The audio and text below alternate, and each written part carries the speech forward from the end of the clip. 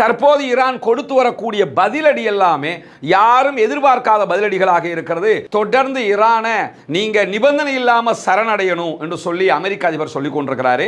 எந்த சரணடைதலும் இல்லை என்பதை இன்றைக்கு திட்டவட்டமாக ஆயத்துல்லா அலி ஹாமனி அவர்கள் ட்வீட் மூலமாக தெரிவித்திருக்கிறார்கள். எக்ஸ் பக்கத்தில் அவர் அரபுல போட்டிருக்கக்கூடிய ஒரு அறிவிப்பில் என்ன சொல்லியிருக்கிறார்னு கேட்டா, இஸ்ரேலிய ஆக்கிரமிப்பு ராணுவத்தினுடைய F-35 விமானங்களில் மேலதிக ஒன்றை ஈரான் சுட்டு வீழ்த்திய செய்திகள் வெளியாகி இருந்தது. உலகத்தில் யாராலும் அளிக்க முடியாது என்று சொன்ன F-35 விமானங்கள் தற்போது குருவி சுடுவதை போன்று சுட்டு வீழ்த்தப்படுகிறது. ஏற்கனவே 3 சுட்டு வீழ்த்திட்டாங்க. இப்ப 4வது F-35 விமானங்களையும் ஈரான் சுட்டு வீழ்த்தி இருக்கிறது என்கிற செய்திகளுக்கு மத்தியில் இஸ்ரேலுக்குள்ளே எடுக்கப்பட்டிருக்கக்கூடிய ஒரு கணிப்பீடு தொடர்பான செய்தி வெளியாகி இருக்கிறது. இஸ்ரேலுடைய ராணுவத்தை பொறுத்தவரையில்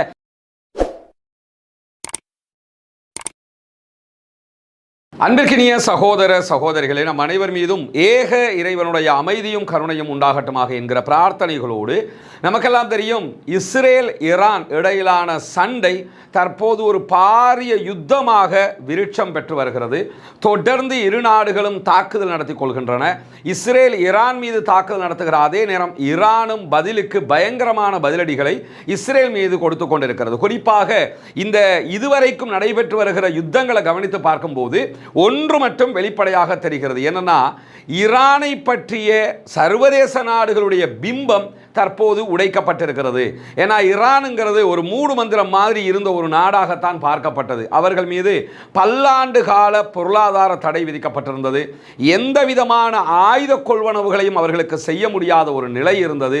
பலவிதமான தடைகள், பிசினஸ் பண்றதுக்கு தடை, உள்நாட்டுக்குள்ள பொருட்களை வாங்குறதுக்கு தடை, இப்படி பல தடைகளை எதிர்கொண்டு வந்த நிலையில இவங்கிட்ட போய் என்ன ஆயுதம் இருக்க போகுது, ஏதோ ஒரு கம்பு கத்தி 4-5 அந்த மாதிரி எதையாவது வச்சுக்கிட்டு இருப்பாங்க என்கிற ஒரு எண்ணப்பாடு தான் சர்வதேசத்திற்கு இருந்தது. இதையெல்லாம் உறுதிப்படுத்தும் விதமாக நடந்த ஒரு சம்பவம் தான் ஈரானுடைய முன்னாள் அதிபர் இப்ராஹிம் ரைசி அவர்களுடைய விமான விபத்து மரணம். அந்த மரணத்துக்கு பிறகு வெளியான செய்திகள் தான் குறித்த விமானத்தினுடைய பாகங்கள் கூட ஈரானுக்கு மீண்டும் பெற்றுக்கொள்வதற்கு முடியாத ஒரு நிலை இருந்தது. எனவே அது ஒரு பழைய விமானமாக செயல்பட்டு வந்தது என்கிற தகவல்களை எல்லாம் பார்த்தோம். இப்படி ஒரு அதிபர் போகிற விமானமே இந்த நிலையா என்கிற கேள்விகளை எல்லாம் எழுப்பியிருந்த நேரத்தில் இதுவெல்லாமே வெளிநாடுகளுக்கு, குறிப்பாக ஐரோப்பிய நாடுகளுக்கும் அதே போன்று இஸ்ரேலுக்கும் ஒரு மெத்தன போக்கை உண்டாக்கி இருந்தது. அவங்கள்ட்ட ஒண்ணுமே இல்லை, எல்லாம் பழைய காயலாங்கடைக்கு அனுப்ப வேண்டிய இரும்புகள் தான் இருக்குது என்கிற விதமாகத்தான் அவர்களுடைய நிலை இருந்தது. இன்னும் சொல்ல போனா, நேற்றைய தினம் விகடன் ஒரு கட்டுரை எழுதியிருக்கிறாங்க. பார்க்கும்போது பரிதாபமாகவும் கேவலமாகவும் இருந்த ஒரு கட்டுரை. அது என்னன்னா, இன்னும் அதே மாதிரியே நினைச்சுக்கிட்டு அமெரிக்காக்காரன் எழுதுகிற கட்டுரை அப்படியே மொழிபெயர்த்து விகடன் பிரசுரிப்பது என்பது எந்த வகையிலான நியாயம் அல்லது எந்த வகையிலான பத்திரிகை தர்மம் என்று தெரியல. இவ்வளவு அடி வாங்கிக்கிட்டு இருக்கும் போதும் இன்னும் உட்கார்ந்து அட்வைஸ் பண்ணிக்கிட்டு இருக்கிறாங்க ஈரானுக்கு. அந்த கட்டுரை எடுத்து இவங்களும் பிரசுரிச்சிருக்கிறாங்கன்னா இவர்களுடைய நிலை எப்படி இருக்கிறது? இப்படியான ஒரு சூழல்ல தான் தற்போது ஈரான் கொடுத்து வரக்கூடிய பதிலடி எல்லாமே யாரும் எதிர்பார்க்காத பதிலடிகளாக இருக்கிறது.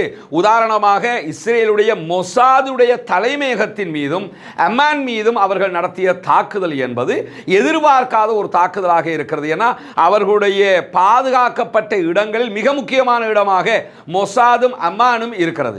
அப்படியான இடத்திற்கு அவர்கள் நேற்று தாக்குதல் நடத்தி இருக்கிறார்கள். அது எப்படி தாக்குதல் நடத்தினார்கள் என்பதை இன்றைக்கு விவரித்திருக்கிறார்கள். அதை நான் பின்னாடி சொல்ல இருக்கிறேன். இருந்தாலும் அந்த தாக்குதல் இன்றைக்கு சொல்லியிருக்கக்கூடிய தரவுகள், தகவல்கள் என்னன்னு சொன்னா, ஈரான் நம்ம நினைச்ச மாதிரி இல்லை.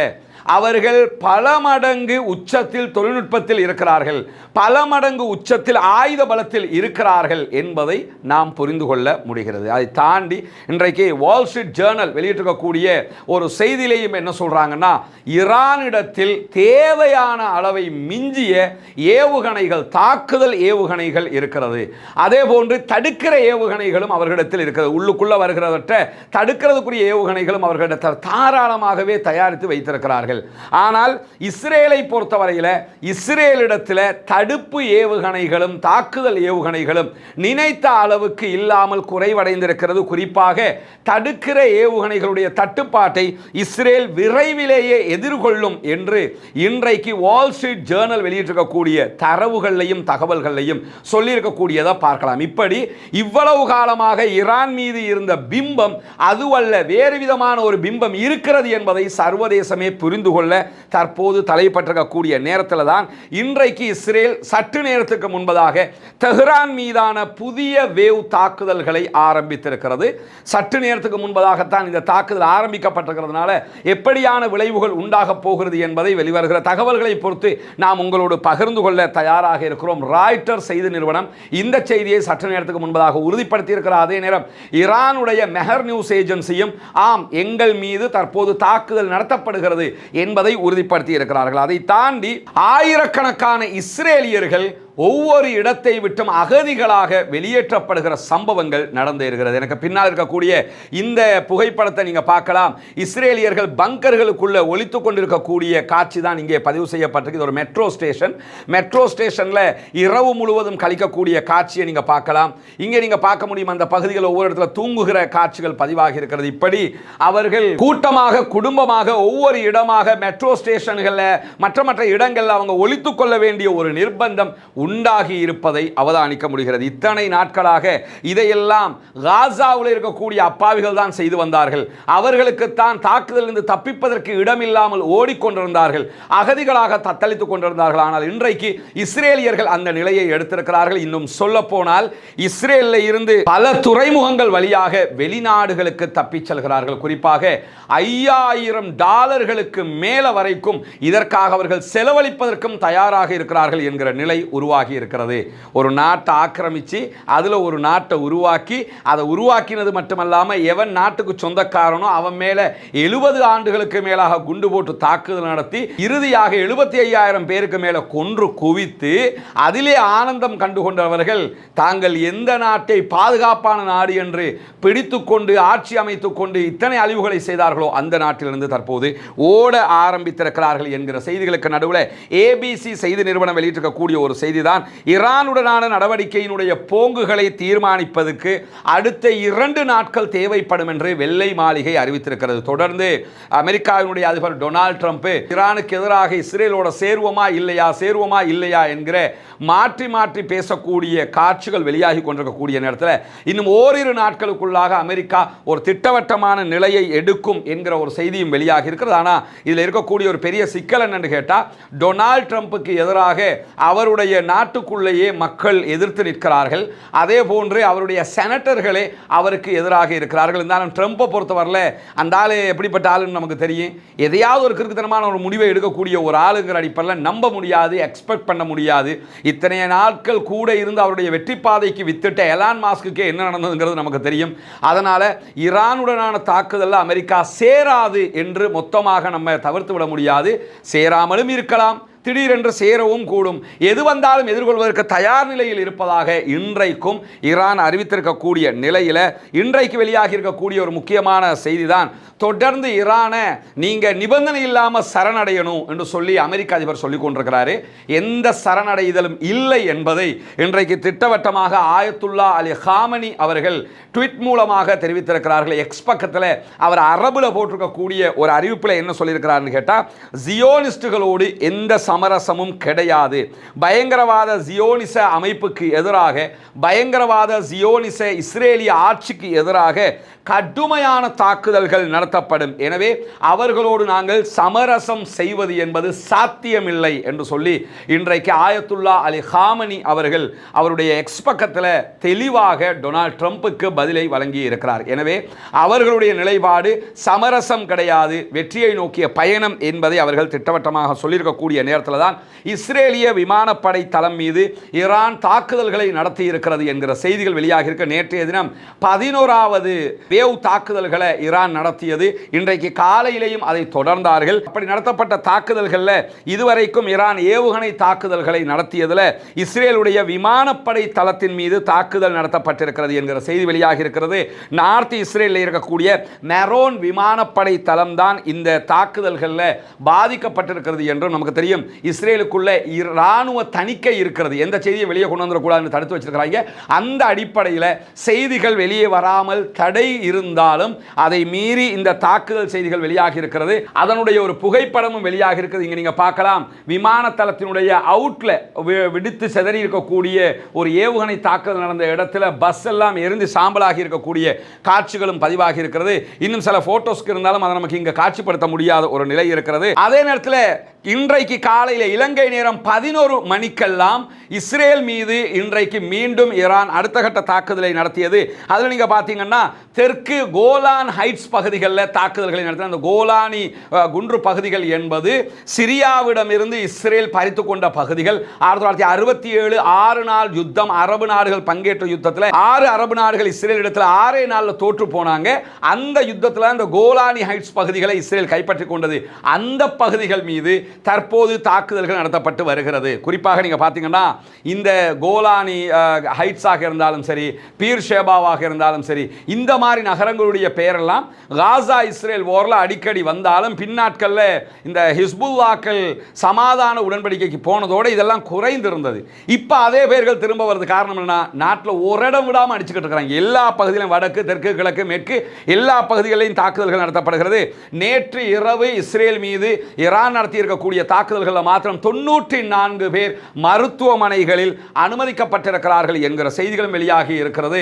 எத்தனை பேர் கொல்லப்பட்டிருக்கிறாங்க என்கிற செய்திகள் வெளியாகவில்லை. இராணுவ தணிக்கையினால அதை மீறித்தான் இந்த செய்திகள் வெளிவருகிறது என்பதையும் நம்ம புரிந்து கொள்ளுகிற அதே நேரத்தில் ஈரான் ட்ரோன்களை சுட்டு வீழ்த்துவதாகவும் அதே நேரத்தில் தமக்கு எதிரான தாக்குதல்களுக்கு மிக மிக தயார் நிலையில் இருப்பதாகவும் இன்றைக்கு மீண்டும் அறிவித்திருக்கக்கூடிய நேரத்தில் ஈரானுடைய பாதுகாப்புத்துறை நேற்று 14 இஸ்ரேலிய ட்ரோன்களை சுட்டு வீழ்த்தி இருப்பதாக அறிவித்திருக்கிறார்கள். தெஹ்ரான், இஸ்பஹான், அல்போர்சிஸ் ஆகிய பகுதிகளில் இந்த தாக்குதல்கள் நடத்தப்பட்டதாகவும் அவற்றை அவர்கள் தடுத்திருப்பதாகவும் செய்திகள் வெளியாகி இருக்கக்கூடிய நேரத்தில் இஸ்ரேலுக்கு ஆதரவாக மொசாதுக்கு வேலை பார்த்த குற்றச்சாட்டில் இன்றைக்கும் 4 பேர் ஈரானுக்குள் கைது செய்யப்பட்டிருக்கிறார்கள் என்கிற செய்திகளும் வெளியாகி இருப்பது மட்டுமல்லாமல் ஈரானுடைய பாதுகாப்பு படைக்கும் இஸ்ரேலுக்கு ஆதரவான ஒரு குழுக்கும் இடையில இன்றைக்கு ஒரு மோதல் ஏற்பட்டிருக்கிறது. ஈரானுடைய மெஹர் நியூஸ் ஏஜென்சி இந்த செய்தியை வெளியிட்டிருக்கிறாங்க.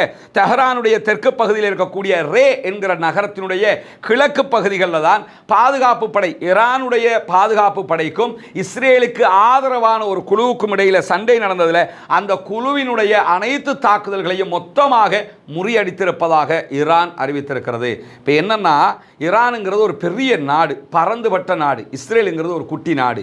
இந்த ரெண்டுக்கும் இடையில தான் இந்த சண்டை நடந்துகிட்டு இருக்கு. ஆனால் குட்டி நாடு ஆயுத பலம் கொண்ட நாடாக இருக்கிறது, அமெரிக்காவினுடைய ஆதரவு பெற்ற நாடாக இருக்கிறது. ஈரான் பல நாடுகளோடு தன்னுடைய எல்லையை பகிர்ந்து கொள்ளக்கூடிய ஒரு நாடு. பாகிஸ்தானோட மட்டும் 4 எல்லைகளை அவர்கள் பகிர்ந்து கொள்கிறார்கள். இப்படி இருக்கும்போது எந்த நாடு வழியாகவும் யாரும் உள்ள வரலாம், அதையும் அவங்க ரொம்ப கவனமாக பார்க்க வேண்டி இருக்கக்கூடிய சூழல்ல தான் இந்த நிலை மாறிக்கொண்டிருக்கக்கூடிய நேரத்தில் தான் நேற்றைய தினம் இஸ்ரேலிய ஆக்கிரமிப்பு ராணுவத்தினுடைய F-35 விமானங்களில் மேலதிக ஒன்றை ஈரான் சுட்டு வீழ்த்திய செய்திகள் வெளியாகி இருந்தது. அந்த செய்திகளை உறுதிப்படுத்துகிற வரைக்கும் தான் நம்ம உங்களுக்கு சொல்லாமல் இருந்தோம். இன்றைக்கு அந்த செய்திகள் உறுதிப்படுத்தப்பட்டிருக்கிறது. ஜவாதாபாத் பகுதிகளில் இஸ்ரேலுடைய F-35 விமானத்தை ஈரானுடைய வான் பாதுகாப்பு படையினர் சுட்டு வீழ்த்திய செய்திகள் இன்றைக்கு மெஹர் நியூஸ் ஏஜென்சியினுடைய செய்தியில் நம்ம உறுதிப்படுத்த முடிகிற அதே நேரம் ஈரானுடைய இர்னா செய்தி நிறுவனமும் இந்த செய்தியை உறுதிப்படுத்தி இருக்கின்றன. இதை தாண்டி நேற்றைய தினம் நள்ளிரவில் 20 நிமிடங்களுக்குள்ளாக 30 ஏவுகணை தாக்குதல்களை சென்ட்ரல் இஸ்ரேல் பகுதிகளில் ஈரான் நடத்தி இருக்கிறது என்கிற செய்திகளையும் இஸ்ரேலுடைய ஒளிபரப்பு நிறுவனம் வெளியிட்டிருக்கக்கூடியதை நம்ம பார்க்க முடிகிற அதே நேரம் உலகத்தில் யாராலும் அளிக்க முடியாது என்று சொன்ன F-35 விமானங்கள் தற்போது குருவி சுடுவதை போன்று சுட்டு வீழ்த்தப்படுகிறது. ஏற்கனவே 3 சுட்டு வீழ்த்திட்டாங்க. இப்போ 4வது F-35 விமானங்களையும் ஈரான் சுட்டு வீழ்த்தி இருக்கிறது என்கிற செய்திகளுக்கு மத்தியில் இஸ்ரேலுக்குள்ளே எடுக்கப்பட்டிருக்கக்கூடிய ஒரு கணிப்பீடு தொடர்பான செய்தி வெளியாகி இருக்கிறது. இஸ்ரேலுடைய இராணுவத்தை பொறுத்தவரையில் இன்னும் ஈரானிடத்தில் குறைந்தது 1800 பாலிஸ்டிக் ஏவுகணைகள் இருக்கலாம் என்று நம்பப்படுகிறது என்று சொல்லி இஸ்ரேலுடைய சேனல் 20 செய்தி வெளியிட்டிருக்காங்க. இஸ்ரேலுடைய செய்தி தான் இது, ஈரானுடைய செய்தி இல்லை. அவங்க என்ன நினைக்கிறாங்க, இன்னொரு 1800 பாலிஸ்டிக் இருக்கலாம். 1800 அடிச்சாண்டா இஸ்ரேல் தாங்குமாடா என்கிற ஒரு கேள்வியும் இருக்கு. இருக்கிறது. அந்த அளவுக்கு இருக்கலாம் என்று இவர்கள் நம்புகிறார்கள். ஆனால் சர்வதேச ஊடகங்கள், குறிப்பாக DW போன்ற ஊடகங்களாக இருந்தாலும் அதே போன்று மற்ற ஊடகங்களாக அந்த ஓரளவுக்கு நடுநிலையாக போகக்கூடிய ஊடகங்கள் எடுத்துக்கிட்டீங்கன்னா அவங்க என்ன சொல்றாங்கன்னா, ஈரானுடைய ஆயுத பலம் எவ்வளவு என்பது யாருக்கும் தெரியாது. உண்மையும் அதுதான். ஏன்னா ஒரு மூடு மந்திரமாகத்தானே அவங்க இருந்தாங்க.